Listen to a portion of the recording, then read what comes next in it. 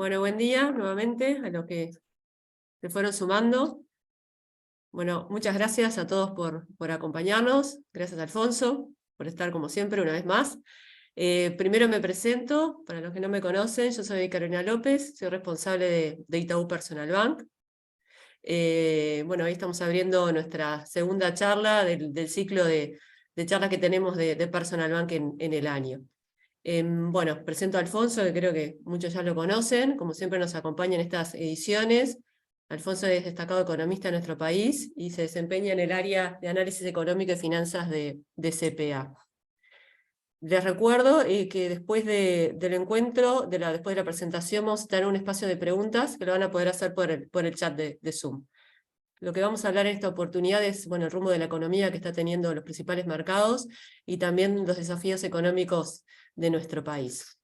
Les quería comentar como hecho relevante, y estimo que algunos ya habrán escuchado la noticia, que en el día de ayer la FED comunicó que se mantendrán las tasas de interés, que no habrá cambios y se mantendrán en los mismos niveles del 5 y 5,25%. Bueno, esta decisión es reflejo de la inflación y el camino descendiente que está teniendo en Estados Unidos, pero bueno, aún está lejos del objetivo del 2%. Quería comentarles esto porque bueno, va a ser un puntapié también y parte de lo que Alfonso estará profundizando en el día de hoy. Bueno, Alfonso, todo tuya la palabra, así que gracias y te escuchamos. Bueno, buen día para todos. Muchas gracias, Carolina, por la introducción. Y ya estribo en eso que comentaste, porque obviamente es uno de los temas que vamos a tratar hoy, ¿no? Es un tema que hemos abusado, un tema del que hemos abusado en los últimos 2 años probablemente, este tema de tratar de entender hacia dónde va la Fed. La última vez que nos vimos hablamos también bastante del tema. La última vez que hicimos un evento de esto fue el 16 de marzo, estábamos repasando. Y fue pocos días después de la caída del Silicon Valley Bank, con lo cual estábamos como en un escenario de mucha confusión todavía, mucha información nueva, muchos riesgos financieros que todavía no estaban como bien aquilatados. Y bueno, eso ya ha ido bajando la intensidad y vuelve a dominar el tema de la inflación. Y como decía Carolina recién, la Fed ayer se mantuvo en pausa, pero también vino con un mensaje duro y con algún cambio de las expectativas de tasas hacia adelante que de alguna forma vuelve a dejar en evidencia el divorcio que hay entre las expectativas de mercado y las expectativas de la Fed, ¿no? Eso ha pasado bastante en los últimos 2 años, diría yo, o 3 años, y de alguna forma, más allá de que uno le puede encontrar explicaciones transitorias, como lo hemos discutido en una de las reuniones previas, en el fondo está reflejando los problemas de credibilidad que está teniendo la Fed, porque ha fallado sistemáticamente sus diagnósticos y no ha corrido a la inflación de atrás, reaccionó a destiempo o sobre reaccionó tarde, no está pudiendo controlar la inflación ahora, y todo eso es parte de una Fed que no está pudiendo conducir al mercado como suele suceder en general, ¿no? Entonces, eso es parte de lo que tenemos hoy. Vamos a tratar de analizar un poquito más dónde están esas diferencias de expectativas. Y ya adelanto 2 o 3 ejes de la charla de hoy para que se vayan haciendo idea, ¿no? Un tema es obviamente, de la Fed y las perspectivas. Otro tema que también estamos mirando con preocupación es la situación en China, que en realidad en el primer tramo del año veníamos como con información positiva, con una especie de rebote post-COVID, post-apertura del COVID, pero la información más reciente está mostrando que el rebote de China viene medio anémico y eso está empezando a incorporarse en los precios de los commodities de mediano plazo, y es una situación, digamos, que por lo menos hay que mirarla como una situación, una señal de preocupación para Uruguay y para lo que son los precios de las materias primas, ¿no? Las dos cosas que se están configurando en el escenario internacional para Uruguay no son necesariamente buenas noticias para los próximos 2 años, por decirlo de alguna forma, ¿no? Nos vamos haciendo la idea de que las tasas altas van a estar aquí por un tiempo. Creemos más en la visión de la Fed. Nosotros personalmente creemos más en el path que está trazando la Fed que en la visión pesimista que estaba marcando el mercado, y nos imaginamos que las tasas altas van a seguir en la vuelta por un tiempo, y nos preocupa la desaceleración de China. Hay un tema para abordar. Y en Uruguay Vamos a hablar un poco de cómo viene la marcha de la macro. Hay varios temas relevantes, pero para que se vayan haciendo idea, creo que el punto de fondo es que hay varios indicadores macro que este año van a mostrar como cierta desconfiguración, ¿no? Veníamos saliendo del COVID con números macro muy sólidos, con crecimiento firme, con mejora fiscal, con desafíos de inflación. Hay algunos de esos números que este año van a desencuadrarse un poco, producto de la sequía, producto de los problemas que estamos teniendo con Argentina, que eran bastante previsibles, por decirlo de alguna forma. Todos teníamos dudas de cuán grave podía ser la situación de precios relativos con Argentina o cuán intenso iba a ser el flujo de turismo emisivo, pero está siendo probablemente bastante intenso, con lo cual eso está generando desafíos para la actividad económica, desafíos para la recaudación, tiene impactos en las finanzas públicas. La sequía también tiene impactos en la trayectoria de la inflación y los precios de frutas y verduras, así que hablaremos un poco de esas cosas, de actividad económica, del turismo, de inversiones, de los números fiscales y de inflación y política monetaria, obviamente un poco del dólar, ¿sí? Yendo un poco al escenario externo, como decía Carolina, la previa de la decisión de la Fed está enmarcada en dos cosas, ¿no? La marcha de la inflación y la marcha del mercado laboral.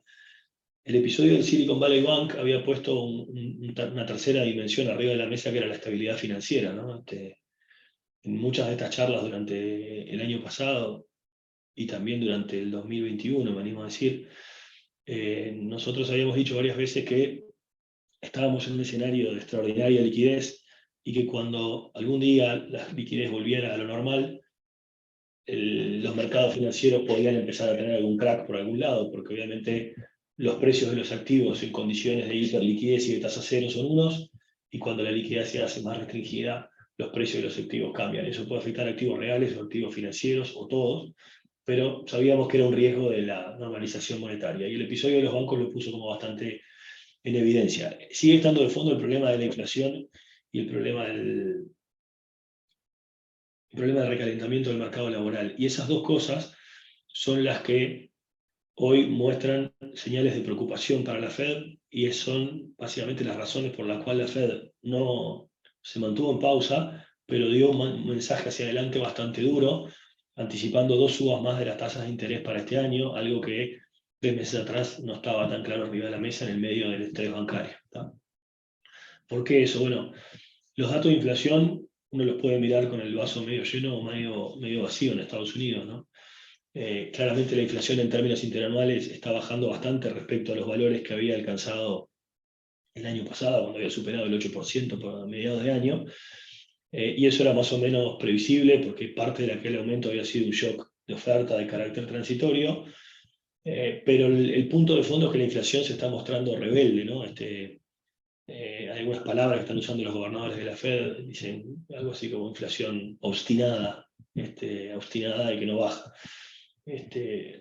Acá en Uruguay, en los países emergentes, estamos bastante acostumbrados a la inflación obstinada, ellos un poco menos, pero básicamente hoy, si lo queremos resumir, podemos decir que la inflación está bastante anclada en los últimos meses en torno al 5, y muchas veces cuando uno mide la inflación 12 meses, a veces los registros de inflación interanual no reflejan necesariamente lo que está pasando hoy, sino lo que pasó en los 11 meses anteriores, ¿no? Entonces, es importante también mirar la inflación mensual y la inflación tendencial y hacia dónde va hacia adelante, porque esa muestra en el margen hacia dónde vamos. Y el problema es que las señales marginales, en los últimos 3 meses podríamos decir que la inflación estuvo en el orden del 0,4 o del 0,5%, tanto si la miramos en términos agregados como si la miramos en el componente de core inflation, como si la miramos en el componente de core inflation sin rentas, que es un componente que tiene bastante inercia, que hemos hablado también en estas reuniones. Cualquier lectura que uno haga de los componentes de inflación están mostrando que en el margen, no solamente en los últimos 12 meses, sino en los últimos meses, la inflación está dura y rebelde en torno a valores que si los proyectamos para adelante a este ritmo también están en 4 o 5%. Por eso Carolina decía, estamos bastante lejos del 2% que la Fed quiere todavía, ¿no? Entonces, el punto acá o el mensaje de esto es, la inflación está rebelde, está obstinada, y hoy estamos, tanto si miramos en los últimos 12 meses como si miramos en las señales marginales, con niveles de inflación en el orden de 4 a 5%, y es algo que la Fed está incómoda y que quiere mover. El problema de esto hacia adelante también es que no se visualiza todavía un enfriamiento del mercado laboral. Normalmente el canal de transmisión de la política monetaria, para simplificarlo, el canal del crédito, es que cuando la Fed sube las tasas de interés, eso aumenta el costo de las inversiones, aumenta el costo del crédito al consumo, entonces el consumo se enfría, la demanda se enfría y los precios bajan, y cuando aumento el costo de las tasas de interés y encarezco los proyectos de inversión, las empresas también tienden a reducir su actividad, tienden a invertir menos, tienden a demandar menos empleo, tanto por motivo de inversión como por motivo de consumo. La economía se enfría, el mercado laboral se enfría, los salarios se enfrían, y tanto del lado de la oferta como de la demanda deberían bajar los precios. Eso no está ocurriendo hoy en Estados Unidos. El mercado laboral está muy tirante, sigue tirante. Todos los meses, en los últimos meses, sistemáticamente, las noticias del mercado laboral es que se crearon más empleos de lo que el mercado esperaba, y que la tasa de desempleo sigue estando en torno a mínimos históricos. En el último registro aumentó un poco la tasa de desempleo, pasó a 3,7%, el mínimo histórico es 3,4%, o sea, es un valor bajo de todas formas. Y además ese aumento de la tasa de desempleo se explicó sobre todo porque hay más gente buscando trabajo, no porque haya caído el empleo, ¿no? Entonces es un aumento bueno, entre comillas, que está mostrando la salud del mercado financiero, y que está lejos de mostrar, del mercado laboral, perdón, no mercado financiero, y que está lejos de mostrar que el mercado laboral está en señales de enfriamiento que nos permitan pensar que los salarios van a descomprimir la inflación. O sea, tanto lo que vemos en la inflación como lo que vemos en el mercado laboral, que es la base de la inflación hacia adelante, son señales de preocupación para la Fed y para la dinámica de la inflación. Con todo esto arriba de la mesa, la Fed está tratando de mandar señales duras sobre la política monetaria hacia adelante para tratar de salir de este equilibrio que tenemos hoy, ¿tá? No tenemos que perder de vista tampoco, o sea, si está fuera la discusión, es como que hasta aquí no hay mucha discusión y hay que subir tasas, ¿no? Uno podría parar acá y decir hay que subir tasas, pero hay dos temas al menos que hay que tener en cuenta para la dinámica de tasas hacia adelante y que están arriba obviamente de la mesa de la Fed. Uno, la fragilidad financiera. Yo creo que eso es parte de lo que el mercado teme, y por eso el mercado visualiza recorte de tasas. Cuando digo fragilidad financiera me refiero a episodios como el de Silicon Valley Bank, que muestra que la suba de las tasas de interés puede generar inestabilidad en los mercados, y es una cosa que también la Fed tiene que cuidar.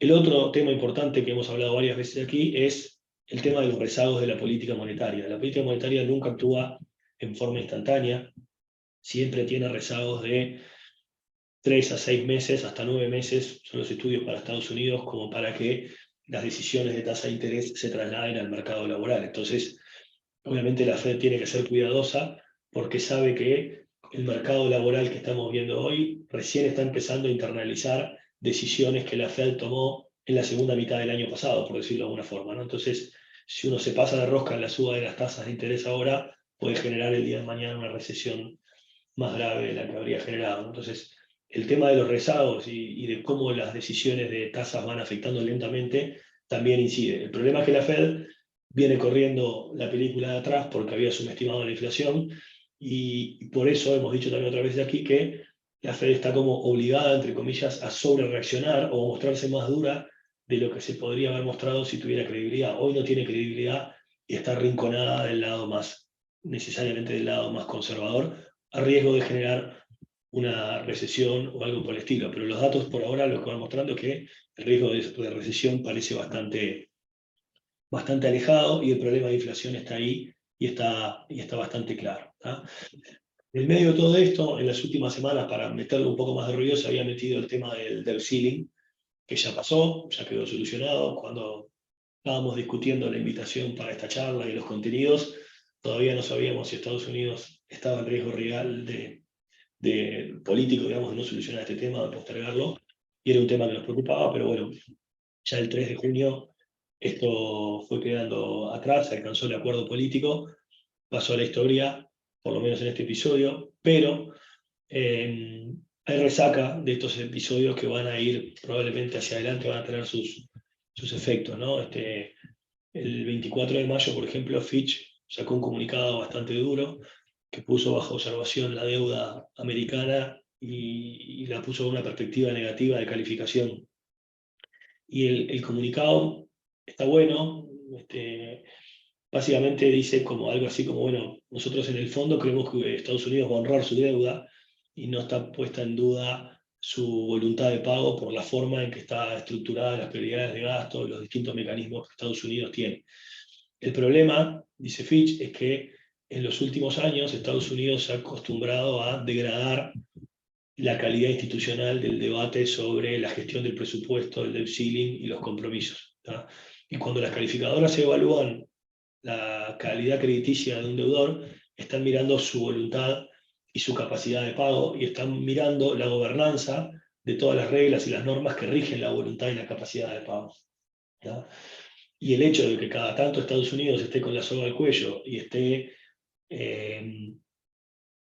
quedándose sin caja y teniendo que discutir qué programas recorta para poder pagar la deuda, no habla bien de cómo Estados Unidos está gestionando estas restricciones políticas y presupuestarias, con lo cual, por razones institucionales, Fitch pone en perspectiva negativa a la deuda pública. ¿no? Ellos decían, por ejemplo, ahora, si eventualmente no hay acuerdo político, habrá alguna solución para pagar la deuda y para honrar los compromisos de la deuda. Por lo pronto se hablaba de la moneda del $1 trillón, se hablaba de la enmienda 14 de la Constitución, que es una forma de bypassear el Congreso para estos temas de límite de deuda en caso de emergencia extrema, pero ellos dicen, bueno, eso no es una forma elegante e institucional y razonable de resolver las cuestiones en una democracia consolidada. Entonces, por esa razón, está puesta en perspectiva negativa y queda como un machucón más de estos episodios del ceiling, que no afectan necesariamente la calidad crediticia de Estados Unidos en sentido estricto, pero que seguramente va a requerir que Estados Unidos en algún momento de los próximos años redefine un poco estos temas de las reglas, los topes, la gestión de presupuesto y las discusiones, porque bueno, no parece acorde a la calidad del país en general. Así que por ahora quedó para atrás, lo sacamos del tema, pero creemos que va a volver la discusión sobre otros temas. Habiendo despejado este problema que estaba arriba de la mesa, tuvimos ayer la reunión de la Fed, y en línea con lo que se esperaba, el resumen podría decirse que lo que salió de esta reunión es una pausa hawkish. Una pausa porque la Fed pausó, efectivamente, como había anunciado, y hawkish porque el mensaje es bastante duro o preocupante, o con un signo de preocupación claro sobre las perspectivas de inflación, y un mensaje de que la Fed va a subir las tasas más este año, cosa que en marzo no estaba tan claro. En el medio del episodio de los bancos parecía un episodio, las perspectivas estaban un poco más confusas, pero ahora la Fed manda la señal de que en principio los gobernadores esperan 2 aumentos de tasas más este año 2023. Se publicó el dot plot, que es la mediana de las opiniones de los gobernadores de la Fed. Es lo que tienen graficado ustedes ahí en azul oscuro o en violeta, depende del monitor que tengan, como lo ven. Pero básicamente la mediana de los gobernadores de la Fed visualizan la tasa en 5,6. Obviamente no es una tasa a la cual la Fed vaya a converger, o es 5,5 o es 5,75, pero como es la mediana de varios números, queda ahí. O sea que estamos entre 1 y 2 aumentos más hacia adelante en este año, y sí la Fed visualiza para el año que viene un recorte de 100 basis, o sea que serían 1 o 2 aumentos más, y converger a 4,5 el año que viene. Eso es lo que la Fed dijo, que como ven ahí en el gráfico, es un poco más de lo que la Fed había dicho en marzo, que es lo que está marcado en rojo. Y lo que ven en celeste son los futuros al 14 de junio, o sea, los futuros de ayer, y eso es lo que muestra básicamente que el mercado está desalineado, o que hay un divorcio importante entre la Fed y el mercado. El mercado no visualiza más aumentos de tasas, o por lo menos no los visualizaba antes de la reunión de la Fed. Veremos si en el cabo de estos días se va convenciendo de que la Fed va para ahí o no. Y sí visualiza recortes más agresivos para el año que viene. O sea que de alguna forma, o el mercado es más optimista sobre la velocidad a la cual va a bajar la inflación, o el mercado es más temeroso sobre los riesgos de estabilidad financiera que esta suba de tasas puede provocar, y asume que la Fed va a tener que salir a desarmar muy rápido su aumento de tasas para evitar problemas de estabilidad en el mercado financiero. Sobre este último punto, la Fed ha dicho 2 o 3 cosas que son importantes. Varias cosas que son importantes en realidad, pero 2 elementos a tener en cuenta. La crisis bancaria, la crisis de Silicon Valley y de los bancos regionales, finalmente no tuvo mayores consecuencias sobre el sistema bancario agregado en términos de estabilidad o de solvencia, básicamente porque la Fed recurrió a todos los mecanismos de transferencia de liquidez que suele disponer en estos casos. Ya desde el 2008 están bastante aceitados y no es una gran innovación, ¿no? En aquel momento había algunos analistas de mercado que decían que, bueno, que el aumento de tasas había salido muy caro y que la Fed tenía que bajar tasas para evitar más problemas en el mercado financiero. Y la respuesta de la Fed ante esto, nosotros la compartimos, es que no necesariamente es así, porque la tasa no es el único instrumento que la Fed maneja. Si fuera el único instrumento, capaz que sí, que era una respuesta razonable, pero en realidad la tasa es el instrumento más relevante para dar señales de política monetaria, y para todo lo que son problemas de liquidez de los bancos hay un montón de otros programas que a mí me permiten solucionar los problemas de liquidez sin tener que bajar necesariamente las tasas. Eso es lo que hizo la Fed. Mantuvo la señal de tasa para dar una señal clara sobre la política monetaria y las expectativas de inflación, y para los problemas de liquidez de los bancos les ofreció otra solución, que es una línea de liquidez tomándole de garantía títulos o algún colateral para poder transferir la liquidez y evitar que los bancos tengan que salir a vender bonos con pérdidas, y para que no tengan ni problemas de liquidez ni problemas patrimoniales como tuvo el Silicon Valley Bank, ¿no? Entonces, la Fed lo que dice es básicamente, si hay problemas en el sistema bancario, eso no me obliga a mí a bajar tasas de interés. Puedo hacer muchas otras cosas para mantener la estabilidad del sistema y al mismo tiempo mantener la señal de política monetaria. Yo no voy a renunciar por ahora a la señal de política monetaria. Lo que sí dijo la Fed, y está clara la idea, pero todavía los números no están tan claros, es que el episodio de Silicon Valley Bank y sus consecuencias son contractivos en términos del crédito y hacen parte del trabajo que haría la política monetaria subiendo tasas. Eso porque los bancos han tenido problemas de liquidez y, más allá de la ayuda de la Fed, también han tenido problemas de capital y de requerimiento de capital, y básicamente parte de la respuesta de equilibrio, por más que tengan liquidez, es que están siendo más cautelosos sobre sus políticas de crédito, sus políticas de riesgo de crédito y su disponibilidad a dar más crédito. Y básicamente la Fed está esperando que este año haya una contracción importante del crédito bancario, y ya hay indicadores que lo están mostrando. Con lo cual, aunque suene paradójico, el episodio de la crisis bancaria va a ser parte del trabajo de la política monetaria, que es contraer el crédito y enfriar la demanda.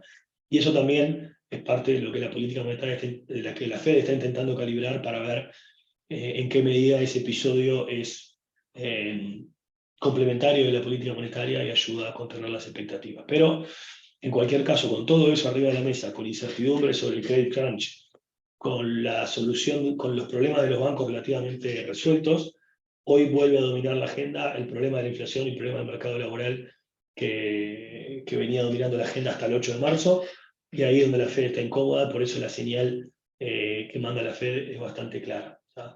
En episodios anteriores estaba claro que la Fed venía corriendo de atrás el problema de la inflación y el mercado anticipaba subas de tasa que la Fed decía que no iba a haber, y claramente podríamos decir que en 2021 y en 2022 la Fed se equivocó y el mercado tenía razón. Nuestra percepción es que en esta oportunidad la Fed puede tener razón, y de hecho el mercado ha convergido estos últimos meses a donde la Fed ha dicho. Los últimos meses han sido muy complicados porque ha habido demasiada innovación, pero hasta febrero, hasta el 8 de marzo, la Fed venía con una posición dura de tasas y el mercado estaba medianamente alineado o un poquito más conservador. Cuando vino el episodio de la crisis bancaria de los bancos regionales, la Fed se mantuvo cautelosa, bajó un poco el perfil, pero aplacó un poco. El mercado se puso muy pesimista sobre las tasas de interés o sobre la actividad y sobre las perspectivas de tasa, y ahora el mercado vuelve un poquito a acompañar a la Fed al corto plazo. Hay un divorcio todavía grande para el año que viene, y creo que es natural porque hay incertidumbre sobre la dinámica de la inflación, pero creemos que esta vez, este año, a diferencia de los anteriores, la Fed tiene un poquito más controlado, tiene una perspectiva más clara y más ordenada hacia dónde van y de por qué están tomando las decisiones de política monetaria. Así que le damos un poquito más de crédito ahora a las a la visión de la Fed sobre las tasas de interés. Así que con esto arriba de la mesa podemos pensar para las decisiones de portafolio, las decisiones de inversión, que todos esos productos que estaba trabajando el banco y que muchos de ustedes han invertido, como los certificados de depósito, las colocaciones cortas, van a seguir siendo, por lo pronto, opciones atractivas a corto plazo. La renta variable puede sufrir un poco dependiendo de hacia dónde vaya el escenario de actividad, aunque en los últimos meses no es lo que ha pasado. Y bueno, el año que viene sí, eventualmente las tasas empezarían a bajar a medida que la inflación cede. Todavía falta por ver varias cosas ahí, ¿no? Por ahora, la reacción del mercado ha sido positiva. La renta variable viene mejorando después de los mínimos que había llegado en los episodios del Silicon Valley Bank. Las tasas, sobre todo las tasas de corto plazo, las treasuries a 2 años, también subieron bastante en los últimos meses. Ahí ven un poco la reacción, cómo venía el mercado levantando tasas hasta el 8 de marzo, preocupado por la inflación. El episodio de Silicon Valley Bank aquí en el medio, que hizo bajar bastante las tasas de mercado, el episodio del debt ceiling hasta su resolución ahí el 1 de junio, y estos últimos días que las tasas a 2 años están volviendo casi a los episodios pre-Silicon Valley Bank. Y el dólar, que va cabeceando en este escenario, se había fortalecido hasta el episodio del Silicon Valley Bank, se debilitó en el orden del 5% entre marzo y mayo, y luego estamos ahí en un escenario de eventual repunte, pero con bastante volatilidad, sin una tendencia clara. En este escenario de tasas que se mantendrían altas, el dólar puede tener un poco más de soporte del que nos imaginábamos hace 2 meses, cuando el mercado venía bastante bajista, ¿no?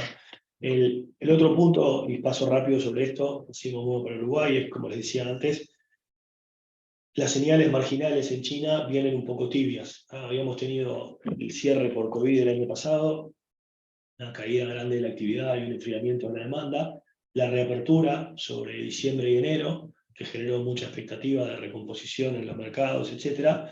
Y los últimos datos lo que están mostrando es que el rebote fue corto y la reapertura viene tibia, más bien.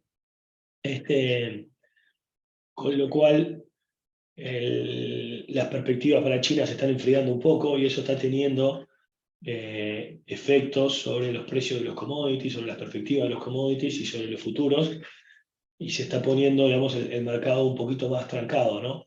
Los precios relevantes para Uruguay están mostrando distintas cosas, ¿no? En el caso del petróleo, por ejemplo, estamos con precios ya estabilizados en los últimos meses, en valores bastante parecidos a los que teníamos al cierre del 2021. En el caso de la soja, tenemos precios de corto plazo que todavía están calientes, pero en realidad futuros para el año que viene y más, que están bastante a la baja. Los precios de la pulpa de celulosa también en baja, y el precio de la carne, que había tenido una caída grande el año pasado por efecto del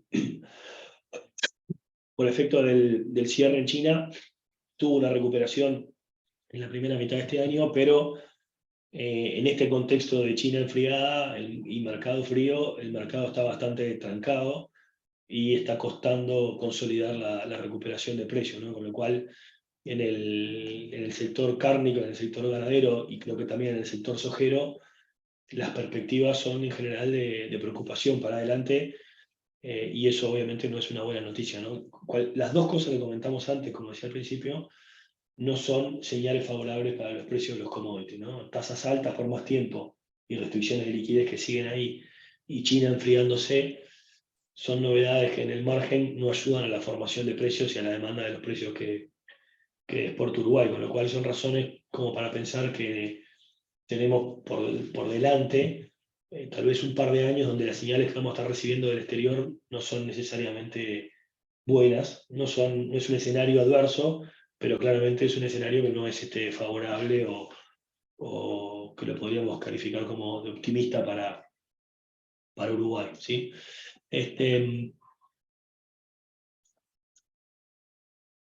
Hacemos hablar un poquito de Uruguay y de cómo vienen las cosas. Hoy en la tarde conoceremos el dato del primer trimestre, el dato de actividad económica del primer trimestre de este año 2023. Eso ya es normal en Uruguay, los datos vienen con bastante rezago y es algo que el país tiene que mejorar a futuro, pero bueno, lo que tenemos por ahora, la última información disponible es la del cuarto trimestre del año pasado. Hoy conoceremos, insisto, la del primer trimestre. ¿Qué sabemos del año pasado por ahora y qué sabemos de información marginal que ahora vamos a ver sobre el Q1? Del año pasado hay como dos historias que se pueden contar, depende de nuevo como si uno ve el vaso medio lleno o si uno ve el vaso medio vacío, y probablemente si uno se mete en el debate político y mira prensa o cosas por el estilo, va a encontrar dos versiones de la historia dependiendo de qué lado del mostrador se mire, ¿no? Una versión de la historia es que en 2022 se recuperó la economía y se consolidó la recuperación. Tuvimos 2 años de crecimiento post-COVID, una caída del 6,3% en 2020 y 2 años de crecimiento del 5%, que de alguna forma dejan atrás el COVID. Y en términos promedio eso es lo que pasó, y en términos promedio en el mercado laboral podríamos decir que pasó algo parecido. Ahora, la dinámica de estos números es como bastante particular. La economía creció en promedio en el 2022, pero punta a punta no creció. De hecho, podríamos decir que el crecimiento del 2022, el crecimiento del 4,9% en promedio del 2022 se explica por dos cosas: por la base de comparación del 2021, que es baja, y por el crecimiento que tuvo la economía en la primera mitad del año. En la segunda mitad del año la economía cayó, y eso lo vemos en el gráfico de la izquierda, donde tenemos el producto en términos desestacionalizados. Ven que el producto llegó a valores mínimos en la primera, digamos, en el inicio del COVID, junio 20, con la economía totalmente cerrada. Se recuperó hasta un nivel intermedio en 2021, acá tuvimos la ola COVID, y siguió recuperándose en la segunda mitad del 2021 y en la primera mitad del 2022. Ya en el tercer trimestre la economía cayó moderadamente, y en el cuarto trimestre cayó de nuevo por efecto de la sequía sobre todo, ¿tá? Pero en cualquier caso claramente el crecimiento fue en la primera mitad y en la segunda mitad se dio vuelta. Y punta a punta el crecimiento es cero, o sea, el valor producido por Uruguay, el PBI del cuarto trimestre, es prácticamente el mismo que el que teníamos en el cuarto trimestre del 2021. Entonces, en realidad, cuando uno mira la historia en promedio o la historia punta a punta, son cosas distintas, y en el margen, la economía no está en una posición saludable, obviamente. De hecho, podríamos decir que estamos en recesión técnica, o estábamos por lo menos en la segunda mitad del año, porque habíamos tenido 2 trimestres consecutivos de caída. ¿Tá? Es verdad que parte de esta caída es por la sequía y que la sequía es transitoria.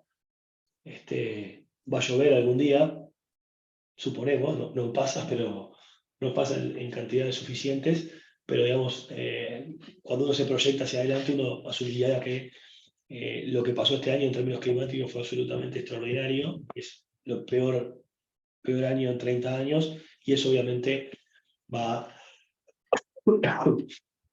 debería cambiar el año que viene y debería revertirse parte de este efecto. Pero esta es la foto en la que estamos hoy. Los datos avanzados que tenemos del primer trimestre nos muestran también un panorama bastante frío o tibio. Las exportaciones de bienes están creciendo, pero todavía no entraron en los registros a marzo las exportaciones de soja y de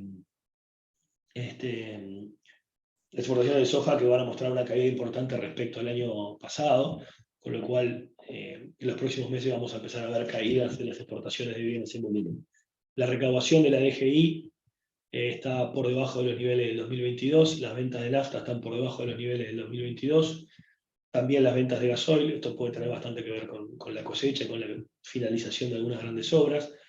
Las ventas de autos 0 kilómetros están también levemente por abajo del 2022, y la producción de la industria manufacturera hasta abril también.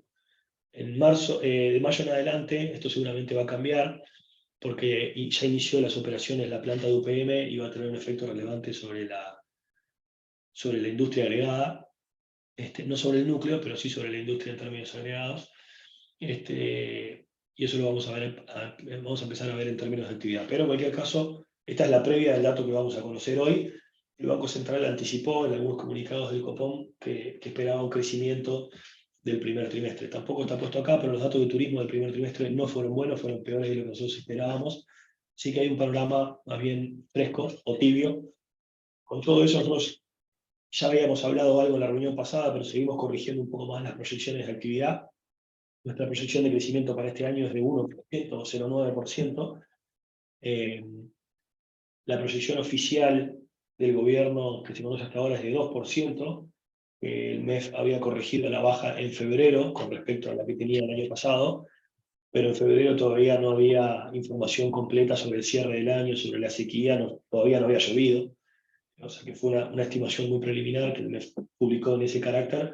Ahora, el 30 de junio, el MEF tiene que remitir al Parlamento la rendición de cuentas y habrá probablemente una nueva corrección a la baja por todo este panorama. ¿Tá? Pero acá quiero detenerme un segundo porque hay como distintos temas que tienen distintas derivadas sobre este panorama de actividad. Algunos efectos bien transitorios, como la sequía y el cierre de la refinería de ANCAP, que son eventos que ocurrieron este año, no deberían volver a repetirse, con lo cual uno no debería preocuparse por la salud de la economía por este efecto. O sea, obviamente sí nos preocupa la sequía porque tiene efectos financieros sobre los productores, tiene efectos sobre la cuenta corriente, sobre las exportaciones, tiene efectos sobre el empleo, tiene efectos de bienestar en el interior del país, sobre todo, que no todos los efectos de segunda ronda no se generan, pero son efectos de una vez que esperemos que el año que viene se reviertan y cruzando ese puente las cosas deberían volver a lo normal. ¿Tá?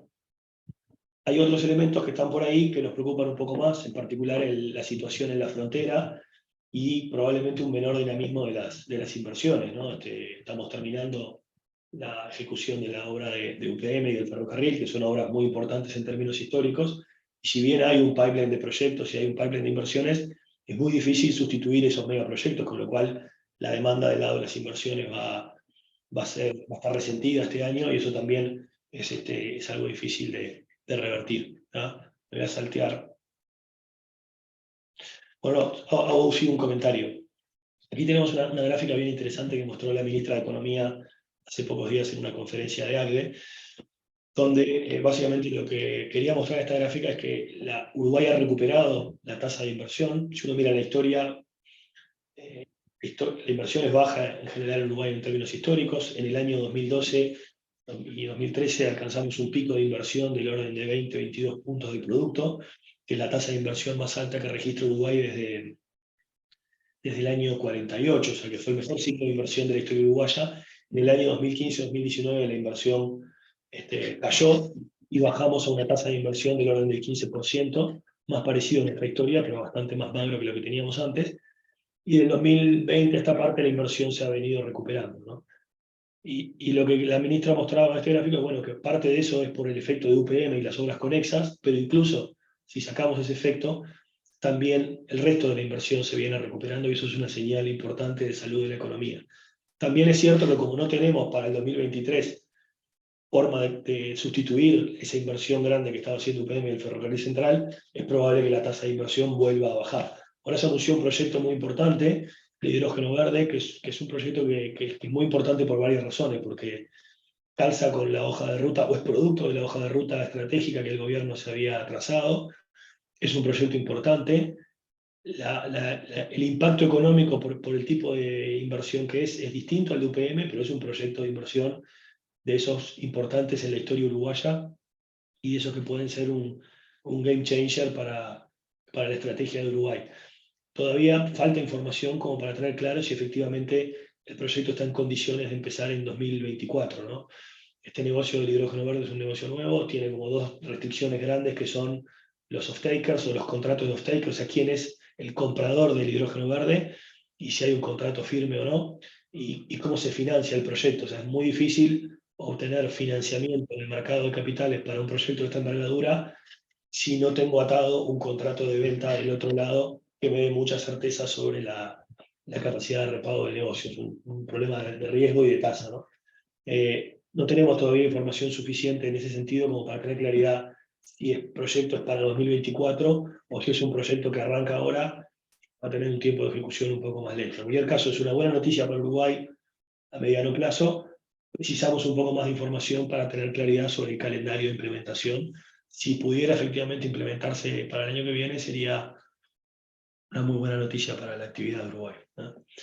El mercado laboral viene mejorando en el margen, si bien la actividad viene mostrando algunas señales transitorias de enfriamiento y algunos desafíos, los últimos datos del mercado laboral han sido buenos, más bien. Hay algunas señales de desaceleración, pero en realidad también hay señales de que el empleo se mantiene firme en el margen. Yo diría que el mercado laboral parece un poco más sólido de lo que está la actividad económica, que está teniendo mucho ruido. Y estamos además en fase de recuperación del salario real, cosa que ya está ocurriendo, y eso es una buena noticia para los consumidores.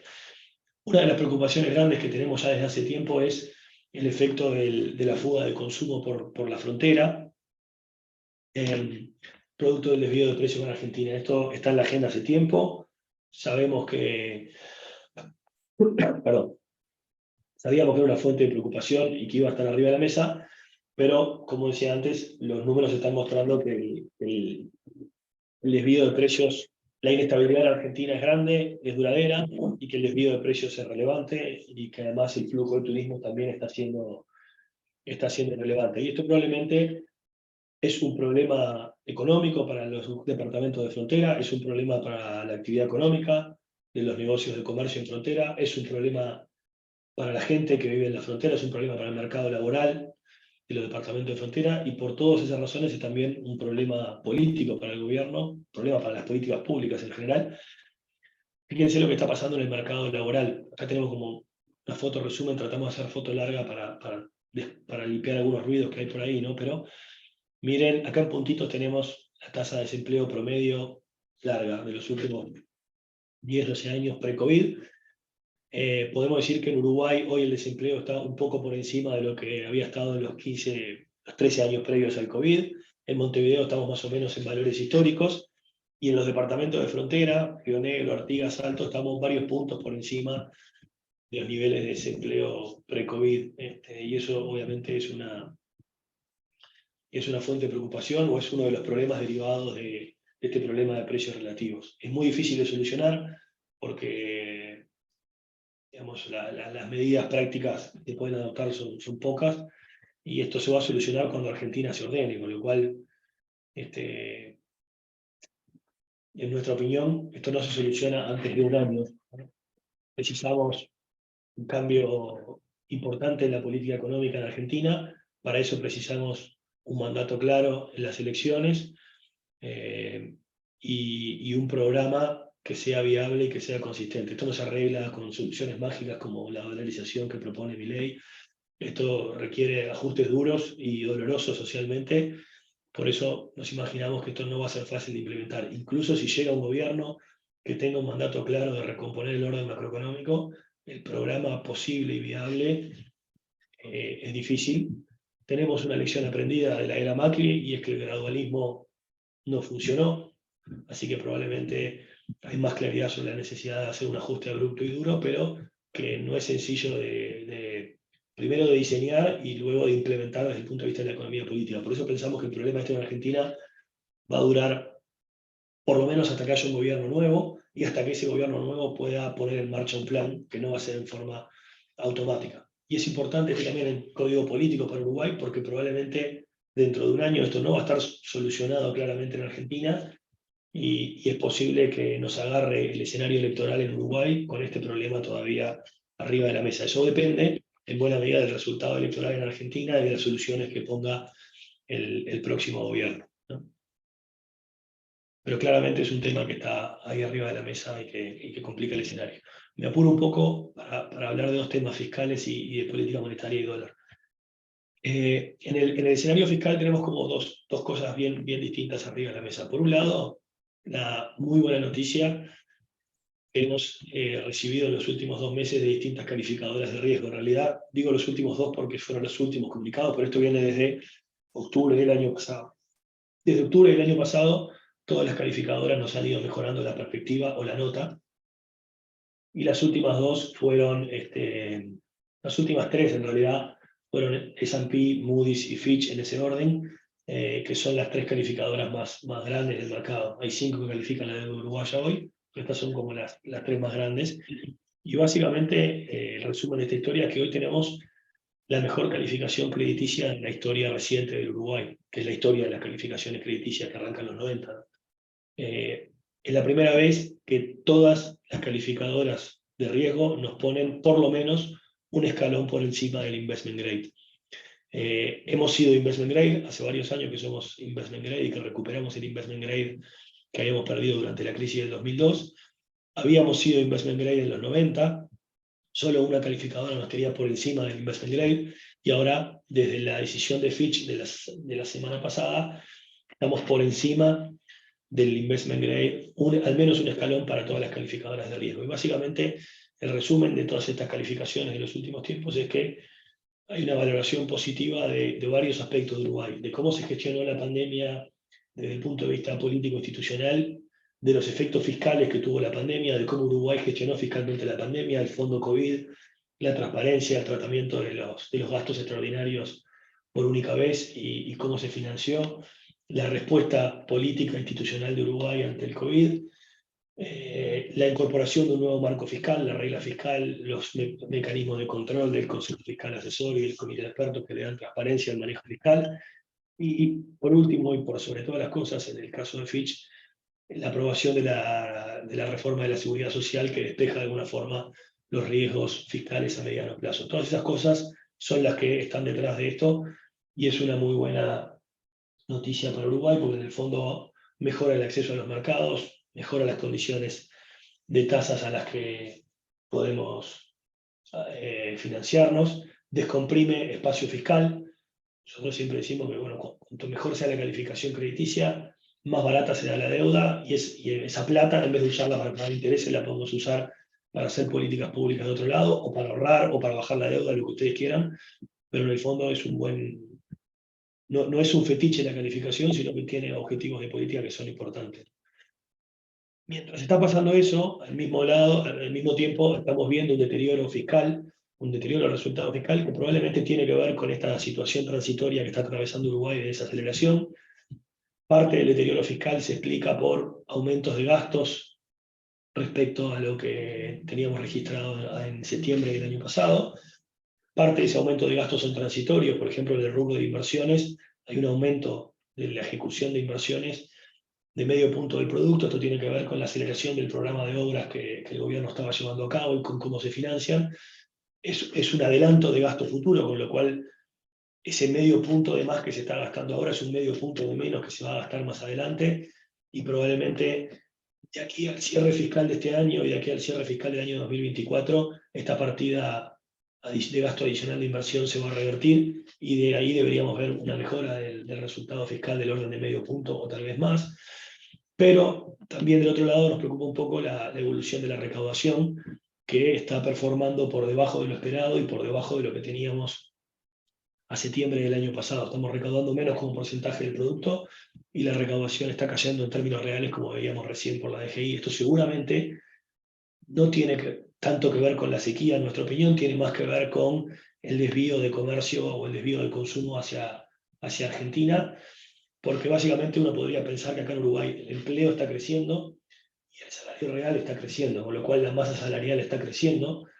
No debería haber razones para que caiga el IVA, salvo que esté aumentando el contrabando, o salvo que los uruguayos, nuestro mayor ingreso, lo estemos gastando en otro país, que es parte de lo que está sucediendo hoy, ¿no? Entonces aquí hay un efecto que también tiene un componente transitorio que durará hasta que Argentina se arregle, pero ese componente transitorio puede durar un tiempo todavía, y por eso nos preocupa un poco la evolución de esta variable. En cualquier caso, no es una evolución, o digamos, este deterioro fiscal que estamos observando, en nuestra opinión, tiene un componente transitorio y cíclico que se va a revertir. No es algo que vaya a poner en riesgo todo lo que veíamos antes de la calificación crediticia de la sostenibilidad fiscal, pero sí va a hacer que el cumplimiento de las metas de la regla fiscal esté un poquito más apretado de lo que venía estando en los últimos 2 años, ¿no? Probablemente el resultado fiscal efectivo va a empeorar respecto al año pasado, y los pilares de la regla se van a estar cumpliendo seguramente con menos margen de maniobra de lo que teníamos antes. Esto más o menos ya lo visualizábamos, ya sabíamos que 2023 y 2024 el margen de maniobra fiscal iba a estar mucho más acotado, pero este evento transitorio hace que que ese margen se acorte un poco más. Vamos rápido a los temas de inflación y de política monetaria que son importantes. Este es otro efecto importante de la sequía, que también afecta a las decisiones de política monetaria y la trayectoria de la inflación. Antes de mostrar los números de inflación, quería mostrar los números de lo que está sucediendo con las frutas y verduras. En el gráfico de la izquierda, lo que tienen es el precio real de las frutas y verduras. Es simplemente tomamos la canasta de frutas y verduras del IPC y lo dividimos entre el IPC general. Cuando evolucionan los dos al mismo ritmo, si las frutas y verduras suben 10 y el IPC sube 10, esa relación es constante en la línea punteada verde limón. Cuando las frutas y verduras suben más que la inflación, esa línea se va para arriba. Eso es lo que está pasando hoy. Las frutas y verduras en los últimos 12 meses han subido entre 40 y 50%, y como eso es bastante más que el IPC, el precio real de las frutas y verduras, que es la línea verde de la izquierda, está en valores máximos históricos. El precio real de las frutas y verduras está en los valores máximos de los últimos 15 años. Y eso genera que la inflación en Uruguay, en estos últimos 3 meses, si no hubiera sido por la sequía, seguramente hoy estaríamos en una mejor posición y habría bajado más rápido de lo que bajó. De hecho, en los últimos meses tuvimos meses donde el componente núcleo de la inflación venía bajando, pero las frutas y verduras por mes los precios subían 5 o 6%. Eso en mayo se dio vuelta, los precios cayeron, que es lo que suele ocurrir históricamente. Teníamos algo de duda de que volvieran a caer. En mayo hay como una estacionalidad típica que los precios de las verduras siempre caen, que es lo que ven en el gráfico de la derecha. Son todos los mayos desde el año 97, la mayoría de los mayos el precio de las verduras cae por razones estacionales, salvo algunos años de razones climáticas extraordinarias. Por eso teníamos dudas. Afortunadamente este mayo tuvimos el mismo efecto que siempre y eso ayudó al registro de inflación. Entonces, venimos con una inflación que viene fuertemente a la baja, la inflación tendencial en la línea naranja viene bajando fuerte, la inflación agregada en rojo también venía bajando pese al efecto de frutas y verduras. En abril se nos había puesto para arriba, o habíamos tenido una reversión de la inflación por frutas y verduras. En mayo volvimos a tener un dato bueno de inflación, fue mejor de lo que esperábamos nosotros, básicamente porque todavía pensábamos que la sequía iba a estar presionando los precios de frutas y verduras, pero primó el efecto estacional. En cualquier caso, esto lo ayuda al Banco Central porque le permite armar un discurso más alineado con el recorte de tasas de interés. La inflación está cayendo, la inflación tendencial está cayendo muy rápida y va rumbo al rango meta. La inflación agregada también está mostrando señales de enfriamiento. Todavía nos preocupa un poco el efecto sequía, porque la oferta no termina de ser normal, pero será una cuestión de meses, más tarde o más temprano, en los próximos 2 o 3 meses, esto debería terminar de normalizarse y la inflación sí debería aflojar. Nosotros seguimos pensando, esto lo venimos diciendo desde noviembre, que la inflación bajaba en la primera mitad del año y que íbamos a tener un mínimo en septiembre de este año. El mínimo de septiembre de este año es porque son 12 meses después del pico del año pasado. Para septiembre de este año estamos esperando que la inflación tendencial esté adentro del rango meta y la inflación agregada esté en el límite del rango meta. Es un momento importante porque el Banco Central va a poder decir algo así como que su política monetaria dura tuvo resultados y el mercado creemos que el Banco Central espera que el mercado comience a creer más en la política monetaria si estas proyecciones de inflación efectivamente van a la baja. Por eso también creemos que el Banco Central va a ir avanzando en sus anuncios de recorte de tasas. Comenzó a recortar las tasas en abril, pausó en mayo, creemos que va a volver a recortar las tasas en el próximo copón. Nos imaginamos para este año recorte de tasas de 0,25 en cada uno de los copón. Perdón, un copón sí y un copón no. Eso nos da un recorte total de 100 puntos básicos en la tasa para este año. Empezamos con la tasa en 11,5. Nuestro view es que la tasa de política monetaria cerraría el año en 10,5. No descartamos que si los datos de septiembre efectivamente confirman una inflación adentro del rango meta, el Banco Central vaya por algo más agresivo, que es un recorte de 50 puntos básicos en la tasa. Estrictamente, desde la lógica de la política monetaria, uno podría tomar el riesgo de ir suave y de no apurarse con la rebaja de tasas para tratar de recomponer la credibilidad, pero sabemos que eso también tiene un costado sobre el dólar. La presión sobre el dólar a la baja está siendo importante por distintas razones todavía. empieza a ser un problema de preocupación. Las declaraciones del presidente de la República de hace unos días no son inocuas, y obviamente eso quiere decir que hay preocupación política sobre la situación del dólar, y hay una solicitud de Presidencia de la República de que las autoridades tomen alguna acción sobre el tema. Nosotros no nos imaginamos que el Banco Central salga a intervenir todavía en el mercado de cambios como lo ha hecho en otra época. Voy un segundo para atrás para mostrar un gráfico que me salteé sobre la evolución del dólar. Acá en los últimos tiempos estamos en un mercado donde no hay ventas spot del Banco Central y donde el mercado es libre, salvo las compras que hace el gobierno y que hacen las empresas públicas. No nos imaginamos que el Banco Central vaya a salir de esa tónica todavía. Sí nos imaginamos que puede acelerar el tranco de la política monetaria si los datos de inflación lo ayudan. El Banco Central ha tratado de cambiar la comunicación y la lógica de la política monetaria, ha tratado de ir hacia un mercado más limpio, menos intervenido, más puro, tratando de usar más el instrumento de la tasa de interés y no ser tan oscuro con las intervenciones en el mercado de cambios. Por eso creemos que va a tratar de mantener ese espíritu hasta que pueda resistirlo y hasta que soporte la presión que seguramente va a haber del mercado o del Poder Ejecutivo como está viendo estos días. Por eso nuestra visión es que si el Banco Central tiene que elegir entre intervenir en el mercado de cambios o recortar más las tasas de interés, es más puritano acelerar el recorte de tasas de interés que salir a intervenir en el mercado de cambios. Igual no descartamos que en algún momento salga a intervenir en el mercado de cambios, pero sería, en nuestra opinión, tirar por la borda parte de los avances institucionales que ha tratado de hacer en términos de manejo de la política monetaria. Pero bueno, en la medida que la situación de Argentina no se va a arreglar a corto plazo y que el problema de frontera es un problema político, creemos que la presión sobre el tema dólar va a ir creciendo. Esto lo venimos diciendo hace tiempo y por eso pensábamos que el Banco Central iba a bajar las tasas en algún lugar del segundo trimestre y es parte de lo que está ocurriendo. Así que bueno, para las decisiones de inversión de portafolio en moneda local, también pensemos que las tasas van a la baja. De hecho, ya las tasas largas están bajando y es parte de lo que hemos visto en las curvas. Y probablemente en el escenario del dólar tenemos que tener claro que hay un riesgo sobre el dólar, hay un riesgo político como producto de la presión que tiene Uruguay y de los desequilibrios que se están acumulando. Hay un riesgo de que la política termine interviniendo de alguna forma el mercado para tratar de corregir algunos de los desvíos que tenemos hoy. Entonces hay que ser cuidadoso con ese riesgo hacia adelante. Por último, solo comentar que es probable que en las próximas semanas haya algún tipo de emisión de deuda de Uruguay. Hay bastante ruido en el mercado. Se habla de una emisión de deuda pública en pesos nominales o en unidades indexadas a largo plazo, así que probablemente va a haber alguna novedad en el corto plazo. Es un rumor que está bastante instalado ya, así que probablemente en los próximos días haya algún tipo de novedad al respecto. Por ahí paro, Carolina, que me pasé algún minutito.